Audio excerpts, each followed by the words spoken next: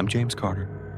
The air in the communal room of the military facility was cold, sterile, and heavy with unspoken fear. Rows of metal cots, bare concrete walls, harsh fluorescent lights that never seemed to turn off.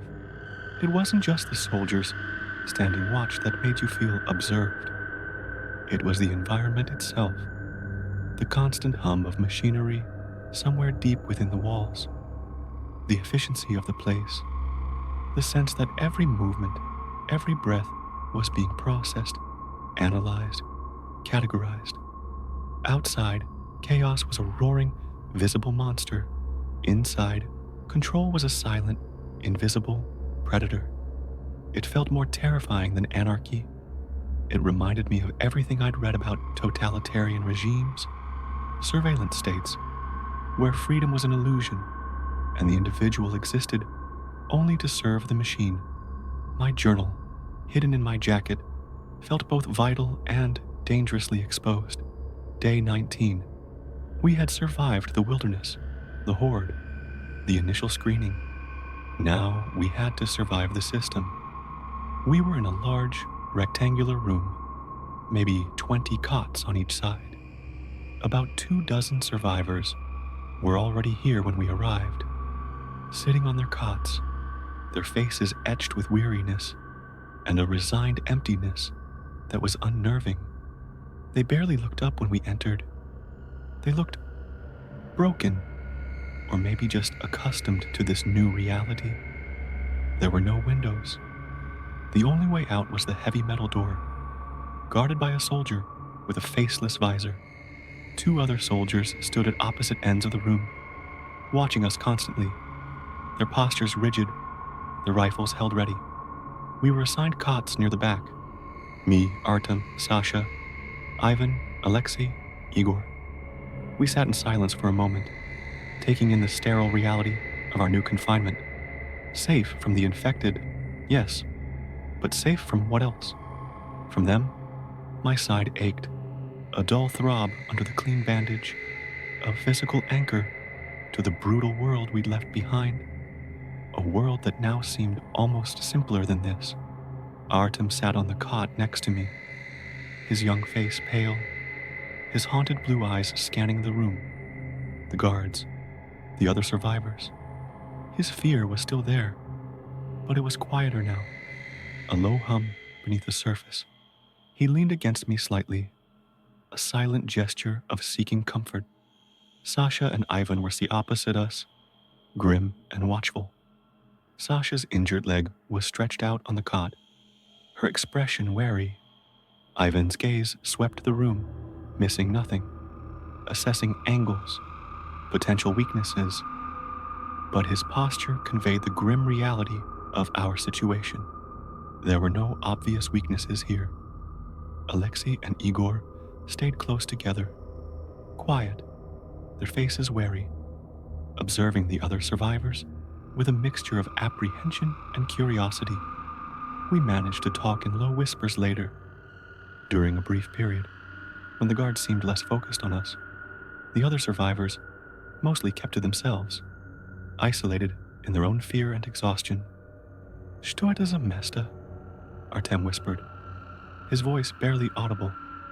"What is this place?" "Не знаю," I replied, voice equally low. "Don't know." "No, это не убежище, but it's not a sanctuary."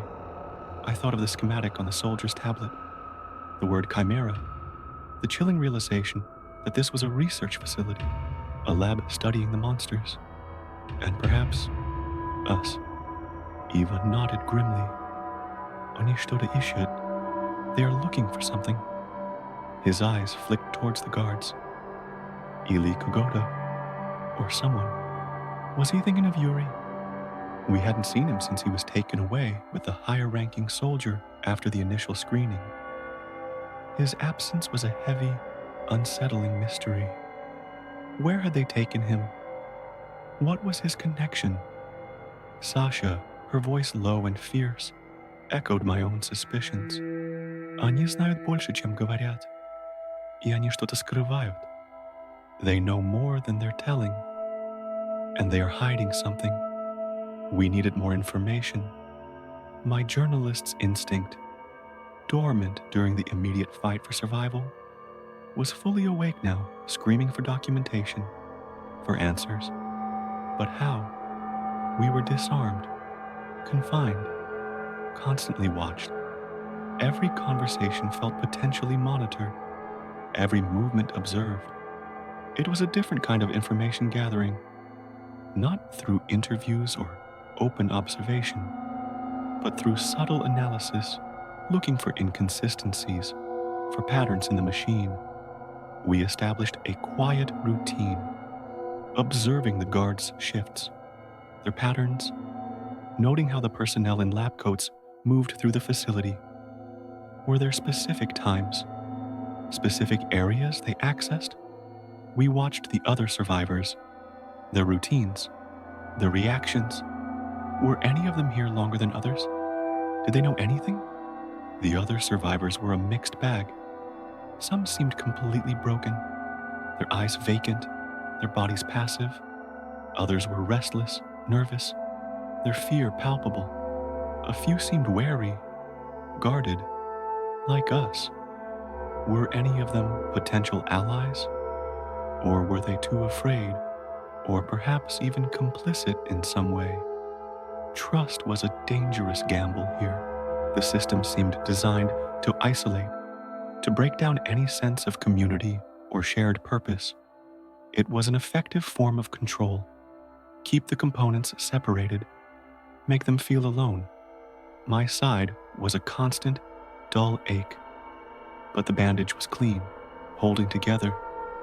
The fear of infection hadn't vanished, but it was less immediate here, in this sterile environment, than it had been in the damp woods or the bloody alley. Still, the thought lingered. If they were experimenting on the infected, what were they doing with the survivors? What were they looking for in our blood samples? We looked for opportunities, moments when a guard's attention might waver, when a door might be left ajar, when a conversation might be overheard. It was slow, frustrating work. The facility ran with chilling efficiency. Every door was secured. Every corridor seemed to have a watchful eye. Even with his quiet observation skills, noticed things the rest of us missed.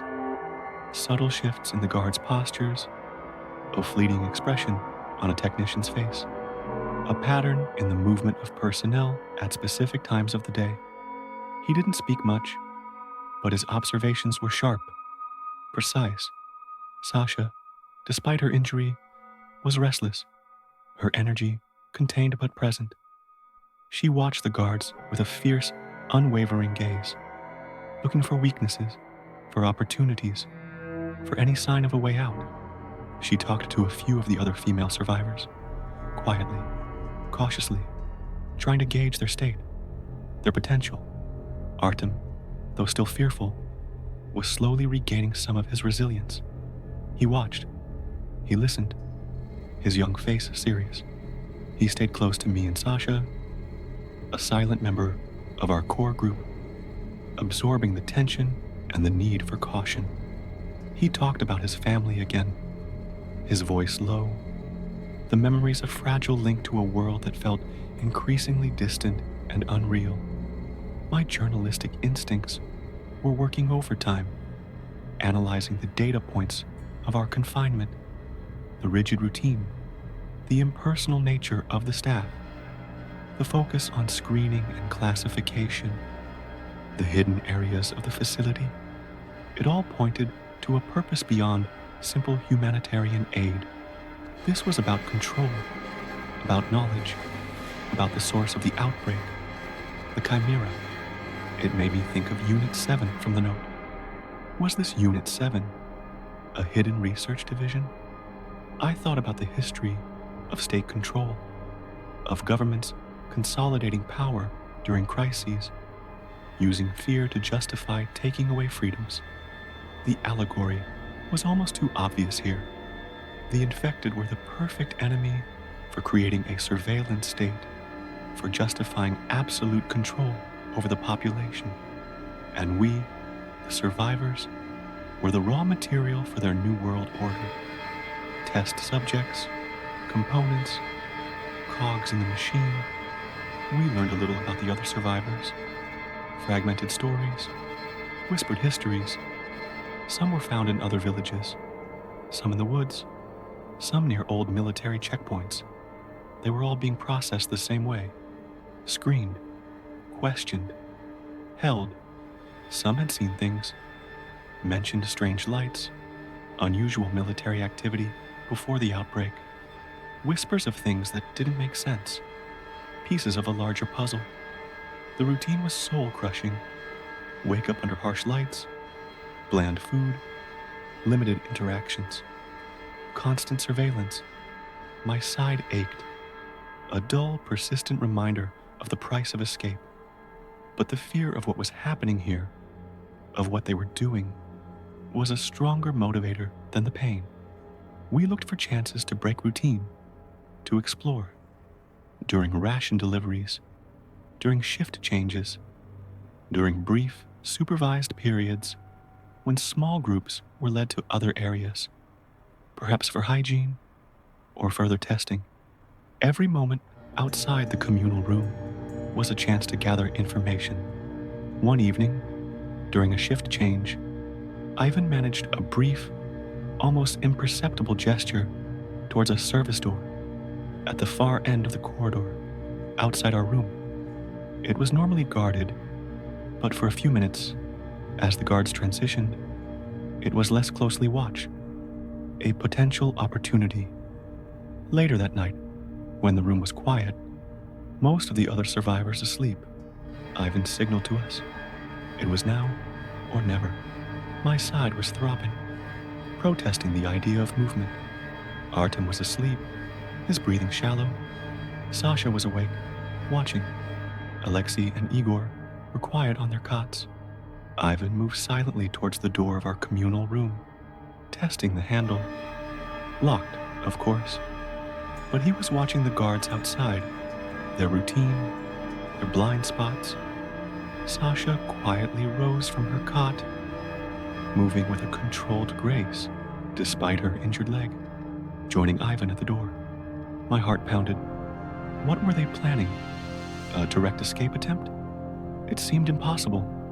Ivan nodded to Sasha, then subtly to me, a silent signal. Watch. Be ready. They waited. Seconds stretched into minutes. The only sounds were the distant hum of the facility, the breathing of the sleepers, the soft shift of the guard's weight outside. Then, a low, almost inaudible click from the door. Ivan had done something. My eyes widened. How? His skills were incredible, but also terrifying. What was his past? The door opened a sliver. Ivan peered out, then slipped through the gap, silent as a ghost. Sasha followed immediately. I hesitated. My side, Artem, the others. But my journalist's instinct, the need to know, the need to document, was overwhelming. This was our chance. A chance to see what was outside this cage, to find answers, to understand the machine. I looked at Artem's sleeping face, so young, so vulnerable. I couldn't wake him, not for this initial risk. I had to go, for him, for all of us. I slipped off my cot, wincing as my side protested, and moved silently towards the door, my hand on the hidden journal.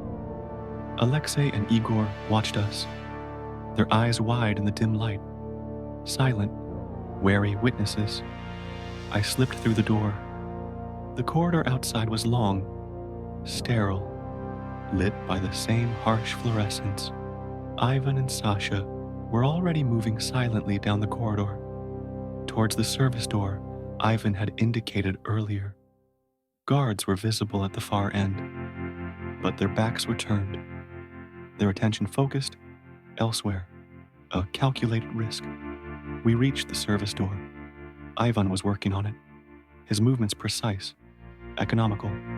Sasha stood watch, her body tense. My side was burning now. a sharp pain with every movement, but I ignored it. Ivan worked quickly. Another low click. The service door opened a crack. A different kind of space was visible beyond, darker, filled with shadows, and the low hum of machinery. We slipped through the service door, closing it silently behind us. We were in a different section of the facility now. A service corridor, a maintenance area. The air was colder here, smelling of oil and metal. Pipes ran along the walls. The sounds of machinery were louder. We moved cautiously through the shadows. Guided by Ivan's silent presence, we passed rooms with heavy, secured doors, warning signs in Russian on the walls. Some doors had small, reinforced windows. I peered through one, my breath catching in my throat. Inside, it was a laboratory, brightly lit, filled with equipment I didn't understand. Figures in lab coats were moving around, working, and in the center of the room, on a raised platform, was something covered by a sheet, something large, unnatural shape beneath the fabric. My heart pounded against my ribs. What was it? A chimera? One of the creatures. Were they being studied here? Experimented on? The possibility was horrifying. This wasn't just a holding facility. It was a research lab. We moved on, deeper into the service corridors. The hum of machinery grew louder. We passed another room with a window. This one was darker inside, lit by a single, eerie red light. And through the reinforced glass, I saw movement. Not lab personnel, not soldiers. Figures behind a thick, reinforced barrier, silhouetted against the red light. Their movements were slow, shuffling, unnatural. Groaning sounds were faintly audible, even through the door. Infected. They were keeping infected here, containing them. But why? Studying them, or cultivating them? The chilling thought sent a fresh wave of fear through me. We moved on, deeper into the labyrinthine corridors. The air grew colder, the smell stronger. We passed a door with a heavy electronic lock and multiple warning signs. Ivan paused at this door, his gaze fixed on the lock. He didn't attempt to open it. It seemed beyond his current capabilities, but his interest was clear. What was behind that door? As we moved further, we turned a corner, stopped dead. A figure was standing at the end of the corridor. Not a soldier, not a survivor, a figure in a lab coat, holding a clipboard. They were facing away from us, looking at a computer screen embedded in the wall. We froze in the shadows, hoping we hadn't been seen. My side was throbbing, the pain a distraction, but my focus was absolute. The figure turned slightly, their face illuminated by the glow of the screen. It was the scientist from the initial screening, the one who took my blood sample, the one who said I was negative. As he looked at the screen, I saw the image displayed, complex diagrams, biological structures, and alongside them, text, data, labels, and a name that made my blood run cold. Proect Himera. Project Chimera. My breath hitched. This was it. Proof. Solid evidence. The military wasn't just involved. They were running the project. The Chimera wasn't just a creature. It was a project, an engineered horror, created by them. The scientist made a note on his clipboard. Then he turned, starting to walk towards us. We had been seen. The air crackled with sudden, intense danger. My side flared with pain. My mind raced. We were deep inside their machine. We had found their secret. And now, they knew we were here. This is James Carter. This is my journal. I have seen proof. Proof of Project Chimera. Proof of the military's terrifying involvement in creating the monsters. We are trapped inside their research facility, where survivors are specimens and horrors are engineered, and we have just been discovered. If you are still out there, if you are listening, if you want to know what happens when you uncover the deepest secrets of the military's operations, if we can escape from the heart of this machine, and if the truth can ever be exposed, then please subscribe to Beyond Blackout. The shadows of the state are closing in, and I don't know if we'll see the light again.